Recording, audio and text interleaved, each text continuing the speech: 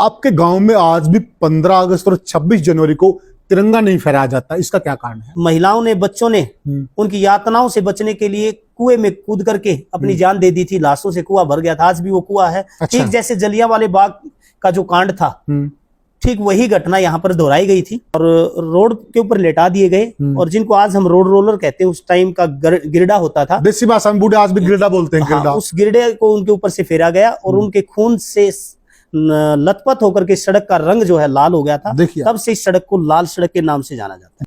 हिंदू जो थे लाला हुकमचंद, उनको मार करके दफना दिया था। और जो मुस्लिम थे मुनीर बैग, उनको अंतिम संस्कार कर दिया था, उनका दाह संस्कार कर दिया था।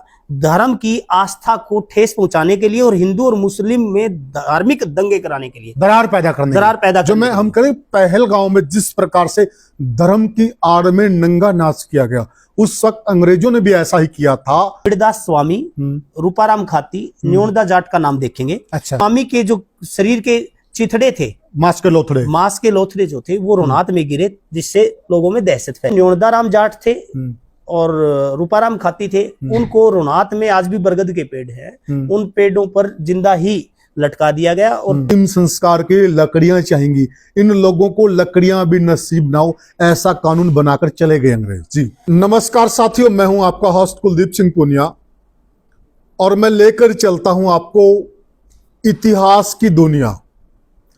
आज मैं आपको इतिहास का ऐसे तथ्य बताने जा रहा हूं साथियों, आप सुनकर हैरान रह जाओगे।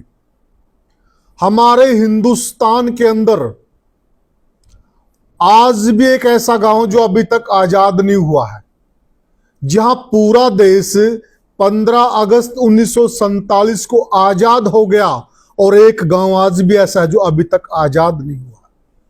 वह गांव आज भी गुलामी का दंश झेल रहा है। आखिर क्यों? और बहुत बड़ी बात क्या है कि पूरे देश के अंदर जहां 15 अगस्त और 26 जनवरी को राष्ट्रीय ध्वज तिरंगा फहराया जाता है, इस गांव में आज भी साथियों तिरंगा नहीं फहराया जाता। बहुत बड़ी बात है अपने आप में और बहुत सारे सवाल पैदा करती है। जहां हम जिक्र करते हैं कश्मीर का कि एक दौर में कश्मीर में तिरंगा नहीं फहराया जाता था और इतनी बड़ी चर्चा का केंद्र बनता था, परंतु आज भी हरियाणा के अंदर एक ऐसा गांव है जहां पर तिरंगा नहीं फहराया जाता। और क्यों नहीं फहराया जाता वह भी हम बतलाएंगे आपको। दूसरी बड़ी बात क्या है, जिस प्रकार से पहलगांव में धर्म पूछकर गोली मारी गई, इसी प्रकार 1857 के गदर में अंग्रेजों ने इस गांव के साथ एक ऐसी ही घटना की जिस प्रकार की पहलगांव में।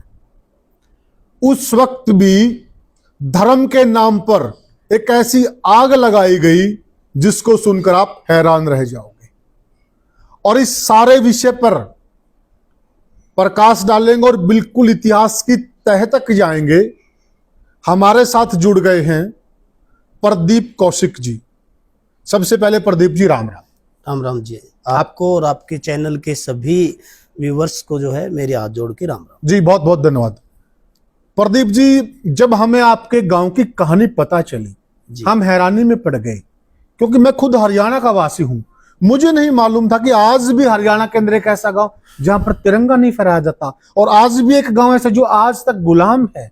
ये कैसे संभव हो सकता है? ऐसा है श्रीमान जी, ये ऐतिहासिक गांव है जी। और जो आपने सुना है वो बिल्कुल एकदम दुरुस्त और सही सुना है। सच्ची है, सही खबर है। ये घटना जो है वो बिल्कुल सच्ची है। और इसकी तरफ विडंबना की बात ये है कि पिछली सरकारों का, अब की सरकार का अभी तक जो ध्यान जाना चाहिए था इस गांव की जो शहादत और कुर्बानियों को ध्यान में रखते हुए, वो आज तक नहीं गया है। अच्छा। गांव बाकी गांव की तरह मूलभूत सुविधाओं मिलती हैं गांव को, लेकिन जिस गांव ने 1857 के गदर में फ्रंट लाइन पे आकर के पूर्वज जो हमारे थे उन्होंने अच्छा अपनी शहादत दी हो, कुर्बानियां दी हो, और उस गांव के साथ ब्रिटिश सरकार ने जो रवैया दिखाया था या जो रसूख दिखाया था, उसके दुष्परिणाम बहुत दुर्गामी थे और आज तक गांव दुष्परिणामों को झेल रहा प्रदीप, है। थोड़ा सा दर्शकों को हम एक बार मोटी मोटी जो हाइलाइट्स है उनसे अवगत करा देते हैं कि आपके गांव में ऐसा कुआं है जो लाशों से भर गया था, ये सच्चाई है? हाँ, आगे ये वीडियो में सच्चाई जिक्र है करेंगे। जी। और आपके गांव के ऐसे व्यक्ति थे जिनको रोड के ऊपर लेटा कर, गिरडा कह दी, रोड रोलर कह लीजिए, उनके ऊपर से वो फेर दिया गया था और सड़क को लाल कर दिया था। ये भी 100% और आपके गांव के किसी व्यक्ति को तोप के आगे बांध कर तोप के गोले से उड़ा दिया गया, चिथड़े चिथड़े कर दिए गए थे। ये भी आपकी जानकारी बिल्कुल दुरुस्त है। अब कहानी को आगे बढ़ाइए आप कि गांव की कहानी शुरू कहां से होती है? गांव की कहानी 1857 का जब गदर हुआ, क्रांति हुई, जो मेरठ से शुरू हुई थी। अच्छा। उस क्रांति में पूरा भारत जो है अंग्रेजों से आजादी चाह रहा था और अंग्रेजों को यहाँ से भगाने के लिए पुरजोर प्रयास कर रहा था जी। तो मेरे गांव रोहनाथ का, जो भिवानी जिले का गांव है, हांसी के लगता गांव है जी, विशेष योगदान रहा। अच्छा। छोटी सी आबादी का गांव था लेकिन क्रांतिकारी गांव रहा, क्रांतिकारियों से भरा हुआ गांव था। हमारे गांव के हमारे जो पूर्वज थे, क्रांतिकारी लोग थे, जो अंग्रेजी इतिहास के अनुसार आज भी कुछ नाम दर्ज हैं। अच्छा। उन्होंने इस क्रांति में बड़ा बढ़ चढ़ के भाग लिया और 20 मई 1857 को एक ही दिन में तोशाम, हांसी और हिसार, अच्छा, 3 जगह से अंग्रेजों की जो कैद में क्रांतिकारी थे उनको रिहा करवाया। अच्छा। अंग्रेजी खजाने को लूटा, अच्छा, ताकि उनको कमजोर करने के लिए जी। और ऐतिहासिक गांव के ही लोगों ने उसी दिन अंग्रेज अधिकारियों को हांसी और हिसार में मौत के घाट उतार दिया। अच्छा। इस चीज से जहां उस दौर में लोग इतने डरते थे अंग्रेजों डरते से। थे, 30 में आकर के ब्रिटिश सरकार ने इस गांव को टारगेट कर लिया। अच्छा। और मेरे गांव को बागी घोषित कर दिया और गांव की जितनी जमीन थी उसको नीलाम कर दिया। अच्छा। 7 गांव के 61 लोगों ने मिलकर के मात्र 8100 रुपए में 20,656 बीघे जमीन को अच्छा बोली पे छुड़वा लिया। अच्छा। मात्र 8100 रुपए में, मात्र 8100 रुपए। और वो 8100 रुपए में मौके पर उसका 1/4 जो है पेमेंट करना पड़ा था। 61 लोगों ने 1/4 राशि भरी और मात्र 8100 रुपए में 20,656 बीघे गांव की संपूर्ण जमीन को बोली पे छुटवा लिया। और उसमें मात्र 13 बीघे जमीन छूटी थी, जिसमें एक तालाब और एक कुआं था जो आज भी है। और शर्त ये थी कि रोहनाथ गांव का वासी कोई उस नीलामी में, जो बोली छुटवाने में, हिस्सा नहीं ले सकता था। अच्छा। और उस समय से लेकर आज तक जिन 61 लोगों ने वो जमीन ली थी, खरीदारों ने, उन्हीं के नाम वो जमीन रही।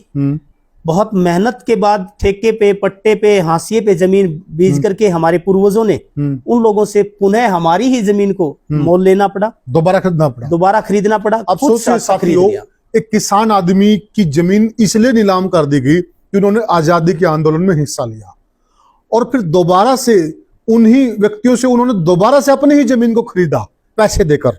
जी। और हुआ ये कि जैसे आजकल ये पाकिस्तान, हमारा पड़ोसी देश, छोटी हरकतें हमारे साथ कर रहा है और उन हरकतों का इलाज करने के लिए, जैसे अब हम सिंधु समझौता जो है वापस लेने की बात कर रहे हैं, तो हम तो उन लोगों के खिलाफ कर रहे हैं जो नीच प्रवृत्ति के लोग हैं, कारायना हरकत करते हैं, देश के दुश्मन हैं, देश के दुश्मन हैं, गद्दार हैं और इतनी छोटी हरकत करते हैं। लेकिन यही सलूक उन लोगों के साथ हुआ, इसका बिल्कुल विपरीत हुआ, जिन्होंने देश को आजाद कराने के लिए शहादत दी, कुर्बानी दी, जो देशभक्त थे, देशभक्तों के साथ हुआ। क्या हुआ कि उसके अंदर ये शर्त लिख दी गई कि रोहनाथ गांव में जो पेड़ खड़े हैं, हरे हों या सूखे हों, उनको काटने तक का अधिकार रोहनाथ वासियों को नहीं था। यहाँ तक कि किसी के अंतिम संस्कार करने के लिए लकड़ी भी हम वहां से नहीं ले सकते। दुखदाई देखिए आप, क्यों किया? क्योंकि उनको मालूम था अगर कोई बुजुर्ग या कोई भी यहाँ पर एक्सपायर होगा, निधन होगा किसी का, तो अंतिम संस्कार के लिए लकड़ियां चाहेंगी। इन लोगों को लकड़ियां भी नसीब ना हो, ऐसा कानून बनाकर चले गए अंग्रेज। जी। उस समय जब 1857 का गदर था, आसपास के जो गांव थे, हांसी के आसपास के, बड़ा योगदान। कानून आज भी लागू है, जो लकड़ी वाला कानून? नहीं, वो कानून अंग्रेजों के थे। अंग्रेजों के थे। लेकिन जैसे आपने इस गांव को गुलाम कहा ना, वो इसलिए कि वो इस गांव को बागी गांव घोषित कर गए और बागी गांव के एवज में घोषित करने पे इस गांव की सारी जमीन की बोली लगा दी, हमारे से जमीन छीन ली। तो वो जमीन हमें आज तक न तो वापस मिली, न उस जमीन के बदले कुछ मान सम्मान मिला और न ही वो बागी का कलंक हटा। वो बागी गांव का दंश जो है, कलंक जो है, वो आज तक गांव झेलता रहा है। इसलिए गांव अपने आप को विचारों से गुलाम मानता है। गांव अपने आप को ये कहता है कि सरकार ने हमें जो मान सम्मान देना था, सरकार ने हमारे जो बलिदानी का जो हमें रिवर्स करना था, वो कुछ न करके हमें इग्नोर किया जी। जहां गांव को शहीद गांव का दर्जा मिलना चाहिए था, शहीद गांव का दर्जा न मिलकर गांव को आज भी गुलाम का दर्जा मिला हुआ है, और सोचने वाली बात है। जबकि ग्रामीण लोग अपने मान सम्मान से गांव को आज भी शहीद गांव रोनात कहते हैं, जबकि कागजात में नहीं है। और रोनात गांव के साथ साथ जैसे मंगाड़ी गांव है, हाजमपुर गांव है, हांसी के लोगों ने, आसपास के गांव ने बढ़ चढ़ के योगदान क्रांति में लिया था और अपनी अहम भूमिका निभाई थी। लेकिन रोनात गांव अग्रणी था। उसके 3 क्रांतिकारियों के नाम अंग्रेजी इतिहास से आज भी मिलते हैं। आप हमारा जो रिकॉर्ड है हिसार लघु सचिवालय से या पंचकुला से या दिल्ली से संग्रहालय से निकलवाओगे तो उस रिकॉर्ड के अंदर बिरदास स्वामी, रूपाराम खाती, न्योणदा जाट का नाम देखेंगे। अच्छा। और इनके साथ क्या रसूख किया गया था कि बिरदास स्वामी को रोनात के पास लगते पुट्ठी मंगलखा गांव में तोप के आगे बांध दिया और फिर तोप से गोले दाग दिए। वो गोले रोनात में जाके गिरे, एक तालाब की तरफ गिरते गए। संयोग ऐसा रहा जहां वो ठंडे होते रहे और उस जो बिरदास स्वामी के जो शरीर के चिथड़े थे, मांस के लोथड़े जो थे, वो रोनात में गिरे, जिससे लोगों में दहशत फैली। क्या सोच। और जो न्योणदाराम जाट थे और रूपाराम खाती थे, उनको रोनात में आज भी बरगद के पेड़ हैं, उन पेड़ों पर जिंदा ही लटका दिया गया और कुछ दिनों तक नहीं उतारा, ताकि लोगों में ये दहशत हो कि आप भी यदि जेली गंडासी लठ लेकर के क्रांति में आगे बढ़ेंगे और इस तरह का योगदान देंगे तो आपके साथ भी यही रसूख किया जाएगा। जुल्म की चरम सीमा देखिए साथियों। इसके साथ मैं आपको बताऊं, हांसी में मुनीर बैग थे, लाला हुकमचंद थे। अच्छा। बहुत अग्रणी क्रांतिकारी थे। उनके साथ भी ऐसा ही बर्बर बर्ताव अंग्रेजी हुकूमत ने किया था कि हिंदू जो थे लाला हुकमचंद, उनको मार करके दफना दिया था और जो मुस्लिम थे मुनीर बैग, उनको अंतिम संस्कार कर दिया था, उनका दाह संस्कार कर दिया था, धर्म की आस्था को ठेस पहुंचाने के लिए और हिंदू और मुस्लिम में धार्मिक दंगे कराने के लिए, दरार पैदा करने जो मैं हम करें पहलगांव में जिस प्रकार से धर्म की आड़ में नंगा नाच किया गया, उस वक्त अंग्रेजों ने भी ऐसा ही किया था। धार्मिक आस्था को चोट पहुंचाने के लिए हिंदू को तो दफना दिया गया और मुस्लिम का दाह संस्कार कर दिया गया। जी। इस गांव के हमारे आदरणीय दादाजी थे पंडित बिरजलाल, सरपंच थे। वो श्रीमती इंदिरा गांधी तत्कालीन प्रधानमंत्री थी भारत की, उनसे मिले थे कि बहन जी ऐसे ऐसे मेरे गांव के साथ ये बर्ताव हुआ था और मेरा गांव आज भी बैकफुट पे है और हमारे साथ गुलामी का दंश आज भी लगा हुआ है। हम मानसिक रूप से इस चीज को, इस यात्रा को झेल रहे हैं। क्यों हमारे को ये एक परिणाम में, एक इनाम में ये चीज क्यों दी गई और हमारी सुनवाई आज तक क्यों नहीं की गई? तो उन्होंने तत्कालीन पंजाब जब होता था, ये हमारा प्रांत हरियाणा पंजाब ज्वाइंट था, मुख्यमंत्री कैरो सिंह जो थे, प्रताप सिंह कैरो, उनको बोला था और यहाँ खरकपुनिया गांव में वो आए हुए थे। यहाँ उन्होंने घोषणा की थी कि स्कूल का उद्घाटन करने के लिए खरकपुनिया गांव में आए थे वो। हाँ, उन्होंने ये घोषणा की थी सार्वजनिक मंच से कि इस रोनात गांव की जो जमीन गई है उसकी भरपाई कैसे हो। वो जमीन तो अब आगे चली गई है, भाईचारा खराब ना हो उन लोगों से जिन लोगों ने खरीदी है, उनसे आपसी कोई दंगे ना हो, इसलिए इसके एवज में हिसार के बीड़ फार्म में 57 प्लॉट अलॉट किए थे। उसकी घोषणा की थी 12.5 एकड़ का एक प्लॉट ये रोनात वासियों को दिए जाए। लेकिन दुर्भाग्य की बात ये रही, थोड़े दिन बाद उनका निधन हो गया और ये चीज ठंडे बस्ते चली गई। और आधा मुरबा बोलते हैं उसको, 25 किलो का मुरबा होता है, आधा मुरबा दिया था। जी ठीक कह रहे हैं आप। उसके बाद जब हमारी भारतीय जनता पार्टी सरकार हरियाणा के हर गांव पर नजर रख रही थी, तत्कालीन मुख्यमंत्री श्री मनोहर लाल खट्टर जी थे, उनके सामने रोनात गांव का जब ये इतिहास आया तो उनके दिमाग में भी ये चीज चली कि मैं भी रोनात गांव में जाऊं और उन गांव के पीड़ितों का, उन ग्रामीणों का दुख जानूं और उनका खोया हुआ मान सम्मान वापस करूं। जी। और 23 मार्च 2018 को माननीय तत्कालीन मुख्यमंत्री मनोहर लाल खट्टर जी रुनात गांव की सरजमी पे पहुंचे। लेकिन विडंबना की बात ये रही, उनके सामने जो गांव के लोगों ने मांग की थी वो ये की थी कि हमारा जो गुलामी का दंश है उसको हटाया जाए जी, और हमारे गांव को जो जमीन देनी पड़ी थी उस जमीन के एवज में जो घोषणा हुई थी वो 57 प्लाटों पर कब्जा दिलाया जाए, और सरकारी नौकरी वगैरह में गांव को केंद्र सरकार या राज्य सरकार में कोई रिजर्वेशन दी जाए। यस। और गांव के जो क्रांतिकारी थे उनके नाम पर कोई स्टेडियम बना करके उनकी यादगार बनाई जाए, उनको इतिहास के पन्नों में जो है मान सम्मान दिया जाए, उनके लिए स्पेशल डे मनाया जाए। इस तरह की ऐतिहासिक जो मांगे थी उन सब चीजों की मुख्यमंत्री जी ने खुले मन से घोषणा की कि आपकी सभी मांगे पूरी हुई और आज से आप दिवाली मनाएंगे, घी के दिए लगाएंगे जी। लेकिन पता नहीं कहां पर क्या पेच रहा, फिर वो बात ठंडे बस्ते चली गई। उस वक्त एक किस्सा और भी है कौशिक साहब कि उस वक्त के मुख्यमंत्री मनोहर लाल खट्टर जी, और मुख्यमंत्री से ताकतवर कोई पद नहीं होता प्रदेश के अंदर जी, और वो जब आपके गांव में आना चाह रहे थे तो आपके गांव में उनका हेलीकॉप्टर लैंड नहीं हो पाता, वो क्या कहानी थी? अब वो इसी से जुड़ा हुआ है कि हमारे गांव में जो 20,656 बीघे जमीन जो नीलाम हुई थी उसी जमीन के को कुछ थोड़े और पद्धतियों में बांट दिया था। पत्तियों में? हाँ, थोड़े पत्ती का मतलब ये था कि आज भी यदि रुनात गांव का रिकॉर्ड निकालते हैं तो वहां उन गांव के नाम बोलते हैं, फलां ठोड़ा, फलां पत्ती, इस नाम से जो अफरद निकलवाते हैं उसमें आता है। तो कुछ जमीन ऐसे है, विख्यात मंदिर है दादी गोरी का गांव में, उसके पास कुछ जमीन ऐसी है जो जिसका मामला हाई कोर्ट में विचाराधीन है, और वो कागज दिखा करके उन लोगों ने वहां पर लैंड नहीं करने दिया कि आप यहाँ पंचायत की या गांव की जगह नहीं है, यहाँ लैंड नहीं कर सकते, ये मामला विचाराधीन है। पड़ोस के गांव जमालपुर के स्कूल में उस टाइम के मुख्यमंत्री मनोहर लाल खट्टर जी ने उतरना पड़ा और बाई रोड आना पड़ा था। देखिए आप साथियों, मुख्यमंत्री को भी वहां उतरने दिया गया, इतना पेचदार मामला है, और मुख्यमंत्री के सामने ये सारी चीजें हुई तो लग ऐसे रहा था कि कहीं न कहीं मुख्यमंत्री जब इन चीजों को अच्छे से समझेंगे और इस गांव को वह आजादी मिल पाएगी जो नहीं मिल पाई। लेकिन उसके बाद क्या हुआ?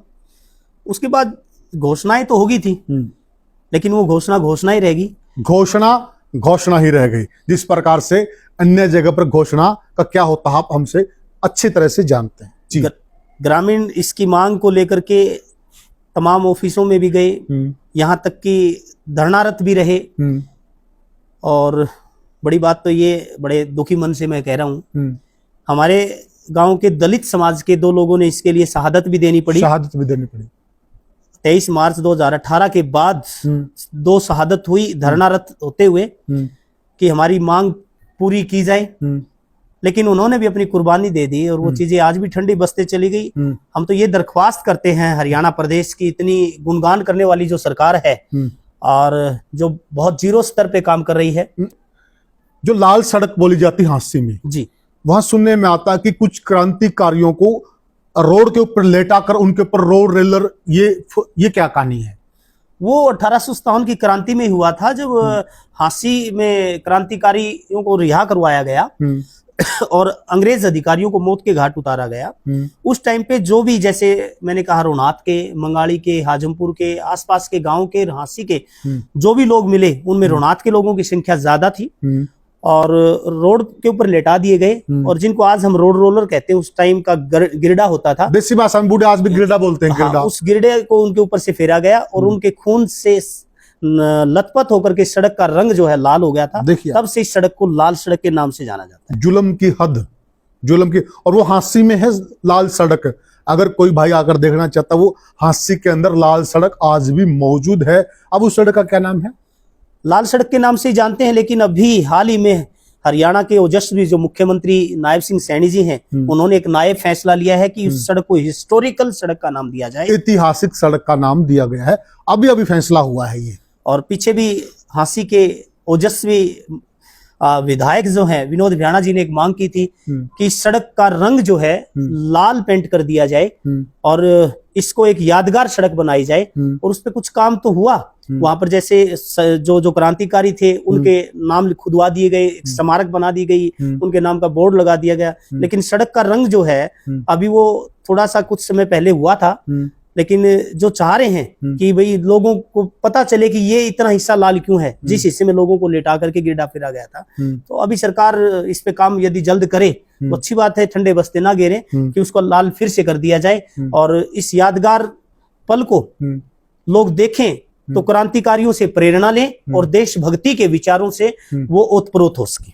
आपके गांव में आज भी 15 अगस्त और 26 जनवरी को तिरंगा नहीं फहराया जाता, इसका क्या कारण है? वो हमारे पूर्वजों ने एक मन मार के ये कहा कि भाई 15 अगस्त और 26 जनवरी के जो तिरंगा फहराने के लिए ही तो हमने लड़ाई लड़ी थी, और जब हमारे साथ ये बर्बरता हुई, अंग्रेज सरकार के जो लोग थे यहाँ तक कि महिलाओं के पीछे उनकी इज्जत आबरू तक भी आगे थे, और महिलाओं ने, बच्चों ने उनकी यातनाओं से बचने के लिए कुएं में कूद करके अपनी जान दे दी थी। लाशों से कुआं भर गया था, आज भी वो कुआं है। अच्छा। ठीक जैसे जलियांवाले बाग का जो कांड था, ठीक वही घटना यहाँ पर दोहराई गई थी।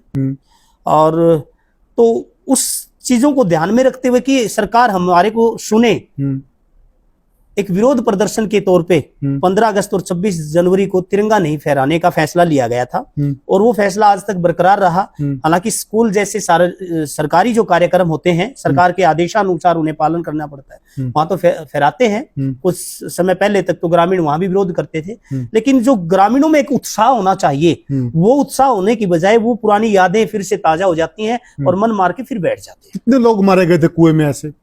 उस टाइम गांव की आबादी लगभग 400 साढ़े 400 की आबादी थी। उसमें से कुछ एक जो पुरुष लोग थे, युवा लोग थे, वो तो अंग्रेजों ने मौत के घाट उतार ही दिए थे। कुछ लोग वहां से भाग गए थे, और जो 70-80 महिलाएं और बच्चे थे वो उस कुएं में कूद गए थे। बहुत सोच है, इससे ज्यादा दुखदाई क्या हो सकता है? तो आज क्या हालात हैं गांव के? मेहनतकश गांव है। जो हमारी जमीन नीलाम हुई थी, उसका कुछ हिस्सा हमारे पूर्वजों की, ग्रामीणों की एक मेहनत से वापस खरीद लिया गया जी। और दूर पड़ने की वजह से जो बाहर के लोग थे वो उसको बेच के चले गए, और कुछ हिस्से पे अब भी वो लोग काबिज हैं। लेकिन गांव की जो हालत है वो ठीक ठाक है, बाकी गांव की तरह ही है। लेकिन जो गांव को एक दुख या पीड़ा रहती है, और जो गांव के हर युवा और बच्चे को रहती है, वो यही रहती है कि हमारे गांव को शहीद गांव हम खुद तो कहते हैं, कहीं कागजों में नहीं है। हमारे गांव ने जो यातनाएं सहन करी, हमारे गांव के जो हमारे पूर्वजों ने जो क्रांति में इतने बलिदानी या कुर्बानी दी, उन शहादत के बदले हमें क्या मिला? तो उन तमाम मांगों को लेकर के गांव जो है प्रयासरत है। और जो ऐसे गांव को एक यूं कहिए कि एक रोल मॉडल के तौर पे पेश होना था, उस गांव को सामान्य गांव से भी पीछे देखा जाता है। कुछ तो भिवानी जिले का लास्ट गांव है, और दूर के गांव की पूछ वैसे ही कम होती है, और कुछ सरकार की अनदेखी है। तो अभी तक कुछ ऐसा नहीं है कहने के लिए कि ऐसे गांव को एक विशेष जो दर्जा देना चाहिए था, वो चीज वहां नहीं है। हमारी जैसे मांग ये थी कि बिरसा मुंडा का एक गांव है बिहार में, उनको विशेष गांव का दर्जा, शहीद गांव का दर्जा मिला हुआ है, और उस गांव को के जो युवा हैं उनको सेंट्रल गवर्नमेंट और स्टेट गवर्नमेंट में एक रिजर्वेशन दी गई स्पेशल। राजस्थान में भी एक गांव ऐसा ही है, लेकिन रोनात गांव आखिरकार उनसे भी आगे क्रांति में रहा, तो इसको क्यों नहीं मिला? जी। तो साथियों, जैसा कि प्रदीप कौशिक जी ने गांव का बड़ा गौरवशाली इतिहास बताया, और कई किस्से ऐसे थे जो बड़े मर्म स्पर्शी और जिन्होंने कहीं न कहीं हमारी आत्मा को कचोट कर रख दिया है, और शायद आपकी आत्मा को भी कचोट कर रख दिया होगा। जो आज पूरा मुल्क आजाद है, आज भी इस गांव के लोग अपने को गुलाम ही मानते हैं। आखिर सरकार कब उनको उस गुलामी की जंजीर से आजाद करेगी? कब उनको वो हक मिलेगा जिसके वो हकदार हैं? कब उनको वह मान सम्मान मिलेगा जो मान सम्मान उनको बहुत पहले मिल जाना चाहिए था? कब इस गांव को शहीद का दर्जा दिया जाएगा? यह बहुत सारे सवाल हम सरकार के सामने छोड़कर जा रहे हैं, और आप लोगों से निवेदन है कि इस गांव को न्याय मिल सके, इसलिए इस वीडियो को ज़्यादा से ज़्यादा शेयर कीजिए और चैनल को सब्सक्राइब कीजिए। फिर मिलेंगे किसी और वीडियो में, और आपके क्या सुझाव है वह भी बताइए कि आखिर इस गांव को न्याय कैसे मिलेगा। तो साथियों, आपसे लेते हैं विदा, फिर मिलेंगे किसी और वीडियो में किसी और मुद्दे पर। तब तक के लिए राम राम। राम राम।